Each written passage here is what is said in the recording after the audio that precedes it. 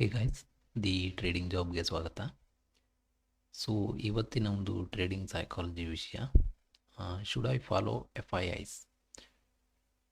ಇಲ್ಲಿ F I ice ಅನ್ನುವಂಥದ್ದು ಒಂದು ಟರ್ಮ್ ಅಷ್ಟೇ. ಅದು ಯಾರು ಬೇಕಾದರೂ ಆಗಿರ್ಬೋದು. ಎಫ್ ಐ ಐ ಅಥವಾ ಡಿ ಐ ಐಸ್ ಅಥವಾ ಸ್ಮಾರ್ಟ್ ಮನಿ ಅಂತ ಕರೀತಾರಲ್ಲ, ಅದು ಆಗಿರ್ಬೋದು.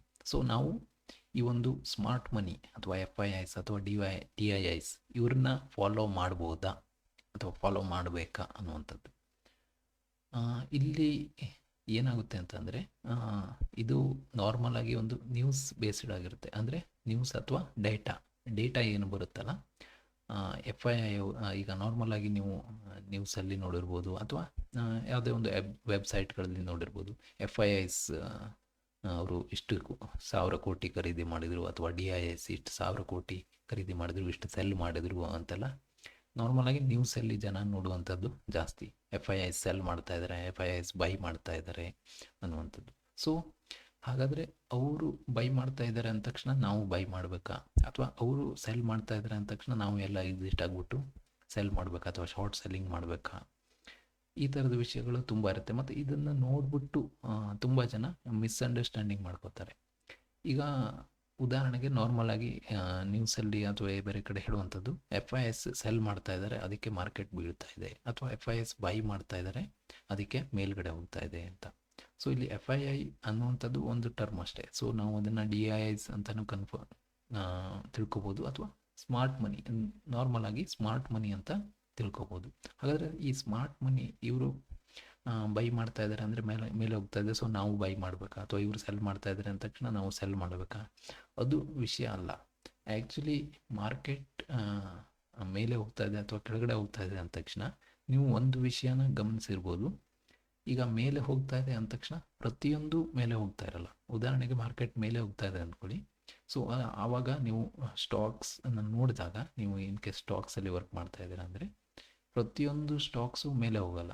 ಕೆಲವೊಂದು ಕೆಳಗಡೆ ಹೋಗುತ್ತೆ, ಕೆಲವೊಂದು ಅಲ್ಲೇ ರೇಂಜ್ ಬೌಂಡ್ ಆಗಿರುತ್ತೆ, ಮತ್ತು ಕೆಲವೊಂದು ಮೇಲ್ಗಡೆ ಹೋಗ್ತಾ ಇರುತ್ತೆ. ಸೊ ಅದೇ ಥರ ಈಗ ಸ್ಮಾರ್ಟ್ ಮನಿ ಸೆಲ್ ಮಾಡ್ತಾ ಇದ್ದಾರೆ ಅಂದಾಗ ಮಾರ್ಕೆಟ್ ಕೆಳಗಡೆ ಹೋಗ್ತಾ ಇದೆ ಅಂದ ತಕ್ಷಣ ಎಲ್ಲ ಸ್ಟಾಕ್ಗಳು ಕೆಳಗಡೆ ಹೋಗುತ್ತೆ ಅಂತ ಇಲ್ಲ. ಕೆಲವೊಂದು ಕೆಳಗಡೆ ಹೋಗುತ್ತೆ, ಕೆಲವೊಂದು ಮೇಲ್ಗಡೆ ಹೋಗುತ್ತೆ, ಮತ್ತು ಕೆಲವೊಂದು ಸೈಡ್ ವೇಸಲ್ಲೂ ಇರ್ಬೋದು. ಸೊ ಹಾಗಾದರೆ ಇದನ್ನು ಯಾವ ಥರ ತಗೋಬೇಕು ಅಂತ. ಸೊ ಇದು ಆ್ಯಕ್ಚುಲಿ ಜನರನ್ನು ಕನ್ಫ್ಯೂಸ್ ಮಾಡೋಕ್ಕೆ ಅಂತಲೇ ಇರುವಂಥ ವಿಷಯ. ನಾವು ಇದನ್ನು ಸರಿಯಾಗಿ ನೋಡಿದ್ರೆ, ನೀವು ಯಾವುದೇ ವೆಬ್ಸೈಟ್ಗಳಲ್ಲಿ ಮನಿ ಕಂಟ್ರೋಲ್ ಅಥವಾ ಬೇರೆ ಯಾವುದೇ ವೆಬ್ಸೈಟ್ಗಳಲ್ಲಿ ನೋಡ್ಬೋದು, ಇದರ ಡಾಟಾ ನಿಮಗೆ ಸಿಗುತ್ತೆ. ಇನ್ನು NSCA ವೆಬ್ಸೈಟಲ್ಲೂ ಕೂಡ ಇದರ ಡಾಟಾ ಸಿಗುತ್ತೆ. ಸೊ ಎಫ್ ಐ ಐಸ್ ಇರ್ಬೋದು ಅಥವಾ ಡಿ ಐ ಐಸ್ ಇರ್ಬೋದು, ಎಷ್ಟು ಖರೀದಿ ಮಾಡಿದ್ದಾರೆ ಮತ್ತು ಎಷ್ಟು ಮಾರಾಟ ಮಾಡಿದ್ದಾರೆ ಅಂತ. ಸೊ ಇಲ್ಲಿ ಅವರು ನ್ಯೂಸಲ್ಲಿ ತೋರಿಸುವಂಥದ್ದು ಏನು ಅಂದರೆ, ಎಫ್ ಐ ಐಸ್ ಮಾರಿದ್ದಾರೆ ಅಥವಾ ಸ್ಮಾರ್ಟ್ ಮನಿ ಏನು ಇವರು ಸೆಲ್ ಮಾಡ್ತಾ ಇದ್ದಾರೆ ಅಂದರೆ ಬರೀ ಒಂದನ್ನೇ ತೋರಿಸ್ತಾರೆ ಹೊರತು ಕ್ಲಿಯರ್ ಕಟ್ಟಾಗಿ ಹೇಳೋದಿಲ್ಲ. ಯಾಕೆ ಅಂತಂದರೆ, ಈಗ ಎಫ್ ಐ ಎಸ್ ನಾವು ಮಾರ್ತಾ ಇದ್ದಾರೆ ಅಂತಂದರೆ ಅವರು ಕಂಪ್ಲೀಟಾಗಿ ಎಲ್ಲವನ್ನೂ ಮಾರ್ತಾ ಇಲ್ಲ. ಅಲ್ಲಿ ಬೈಯಿಂಗು ಇರುತ್ತೆ, ಸೆಲ್ಲಿಂಗು ಇರುತ್ತೆ, ಎರಡೂ ಇರುತ್ತೆ.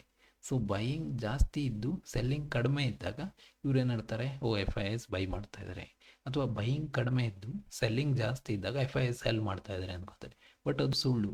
ಬರೀ ಸೆಲ್ ಮಾಡೋದು ಅಥವಾ ಬರೀ ಬೈ ಮಾಡೋದು ಯಾವತ್ತೂ ಆಗೋದಿಲ್ಲ. ನೀವು ಆ ಡೇಟಾವನ್ನು ನೋಡಿದಾಗ ಅಲ್ಲಿ ಒಂದು 5,000 ಕೋಟಿ ಬೈ ಮಾಡಿದ್ದಾರೆ, 6,000 ಕೋಟಿ ಸೆಲ್ ಮಾಡಿದ್ದಾರೆ ಅಂತ ಇದ್ದರೆ, ಅದನ್ನು ಎರಡನ್ನು ಕಂಪೇರ್ ಮಾಡಿದಾಗ 5,000ಕ್ಕಿಂತ 6,000 ಜಾಸ್ತಿ ಇದೆ, 1,000 ಕೋಟಿ ಸೆಲ್ ಮಾಡಿದ್ದಾರೆ. ಬರೀ ನಿಮಗೆ ನ್ಯೂಸಲ್ಲಿ ತೋರಿಸೋದು ಎಫ್ ಐ ಎಸ್ 1,000 ಕೋಟಿ ಸೆಲ್ ಮಾಡಿದ್ದಾರೆ ಅಂತ ತೋರಿಸ್ಬಿಡ್ತಾರೆ. ಸೊ ಆವಾಗ ನೀವೇನು 1,000 ಕೋಟಿ ಸೆಲ್ ಮಾಡಿದ್ದಾರೆ ಅಂತ ತೋರಿಸ್. ಆ್ಯಕ್ಚುಲಿ ಅಲ್ಲಿ ಇರುವಂಥ ವಿಷಯ, 5,000 ಬೈ ಮಾಡಿದ್ದಾರೆ, 6,000 ಸೆಲ್ ಮಾಡಿದ್ದಾರೆ. ಸೊ 5,000 ಬೈಯು ಮಾಡಿದ್ದಾರೆ, ಅದನ್ನು ನೀವು ಗಮನದಲ್ಲಿ ಇಟ್ಕೋಬೇಕು. ಒನ್ಸ್ ಎಕ್ಸ್ಟ್ರಾ ಸೆಲ್ ಮಾಡಿರೋದು ಜಾಸ್ತಿ ಇದೆ ಅಂದ ತಕ್ಷಣ ನೀವು ಬರೀ ಸೆಲ್ಲೇ ಮಾಡ್ತಾ ಇದ್ದಾರೆ ಅಂತಲ್ಲ. ಸೊ ನೀವು ಅವ್ರು ಯಾವುದನ್ನು ಬೈ ಮಾಡ್ತಾ ಇದ್ದಾರೋ ಅದು ಆ್ಯಕ್ಚುಲಿ ನಿಮ್ಮ ಪೋರ್ಟ್ಫೋಲಿಯೋದಲ್ಲೋ ಅಥವಾ ನಿಮ್ಮ ಹತ್ರನೋ ಇರಬಹುದು. ಸೊ ಆ ಕಾರಣ ನೀವು ಅವರು ಸೆಲ್ ಮಾಡ್ತಾ ಇದ್ದಾರೆ ಅಂದ ತಕ್ಷಣ ನೀವು ಸೆಲ್ ಮಾಡೋದು, ಅಥವಾ ಅವ್ರು ಬೈ ಮಾಡ್ತಾ ಇದ್ದಾರೆ ಅಂದ ತಕ್ಷಣ ನೀವು ಬೈ ಮಾಡೋದು ಸರಿಯಾಗಿರಲ್ಲ. ಸೊ ನೀವು ಏನಿದ್ರೂ ಡಿಪೆಂಡ್ ಆಗಿರಬೇಕು ಚಾರ್ಟ್ ಮೇಲೆ. ಚಾರ್ಟ್ ಏನು ಹೇಳ್ತಾ ಇದೆ, ಚಾರ್ಟಲ್ಲಿ ಈ ಸ್ಟಾಕ್ ಬೈ ಮಾಡಬೇಕು ಅಂತ ಹೇಳ್ತಾ ಇದೆಯಾ ಅಥವಾ ಸೆಲ್ ಮಾಡಬೇಕು ಅಂತ ಹೇಳ್ತಾ ಇದೆಯಾ? ಚಾರ್ಟನ್ನು ನಂಬಿ ನಿಮ್ಮ ಸ್ಟಾಪ್ ಲಾಸನ್ನು ಕರೆಕ್ಟಾಗಿ ಇಟ್ಟರೆ ಅವರು ಬೈ ಮಾಡ್ತಾರೋ ಸೆಲ್ ಮಾಡ್ತಾರೋ ಅದು ನಮಗೆ ಬೇಕಾಗಿರುವಂಥ ವಿಷಯ ಅಲ್ಲ. ಸೊ ಅದು ಬರೀ ನ್ಯೂಸ್ ಮತ್ತು ಜನರನ್ನು ದಾರಿ ತಪ್ಪಿಸೋಕ್ಕೆ ಇರುವಂಥದ್ದು ಹೊರತು ಬೇರೆ ಏನೂ ಅಲ್ಲ. ಮತ್ತು ಇನ್ನೊಂದು ವಿಷಯ ಏನು ಅಂದರೆ, ಇನ್ ಕೇಸ್ ಅವರು ಸೆಲ್ ಮಾಡ್ತಾ ಇದ್ದಾರೆ ಅಥವಾ ಬೈ ಮಾಡ್ತಾ ಇದ್ದಾರೆ ಅನ್ನುವಂಥದ್ದು ಅದು ಶಾರ್ಟ್ ಟರ್ಮ್ಗಾಗಿರ್ಬೋದು. ಇವತ್ತು ಅವರು ಸೆಲ್ ಮಾಡಿದ್ದಾರೆ ಅಂದ ತಕ್ಷಣ ನಾಳೆ ಅವರು ಬೈ ಮಾಡಿರೋದು ಜಾಸ್ತಿ ಆಗ್ಬೋದು. ಸೊ ಹಾಗಾಗಿ ಅದೇ ಶಾಶ್ವತ ಅಂತಲ್ಲ.